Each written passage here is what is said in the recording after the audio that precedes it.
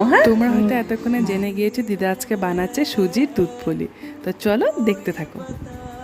আমি এটা একদিন খেয়েছি দিদার হাতে, ভীষণ টেস্ট লেগেছে। তার জন্য নেক্সট দিন যখন বানাচ্ছিল দিদা, আমি ভাবছি তোমাদের সাথে রেসিপিটা শেয়ার করা যাক। তো এখানে দিয়েছে দিদা 1 কাপ জল। জলটা যখন ফুটে গিয়েছে তার মধ্যে দিয়েছে 1 কাপ সুজি।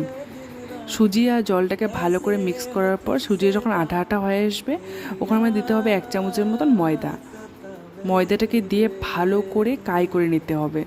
দেখছো কড়াইয়ের অবস্থা কেমন হয়ে যাবে, যখন একদম ড্রাই হয়ে যাবে তখন ভাববে যেটা হয়ে গেছে। তবে একটা থালাতে নামিয়ে নিলে হবে। আর এখানে আমরা 1 লিটার দুধকে এখানে ঘন করতে বসিয়ে দিয়েছি।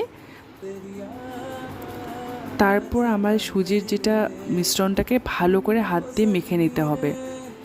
এখানে লাগবে তোমাদের অল্প ঘি আর একটু ময়দা। হাতে অল্প ফার্স্টে ঘি লাগিয়ে নিতে হবে, আর ময়দার মধ্যে ড্যাপ করে এইভাবে চপের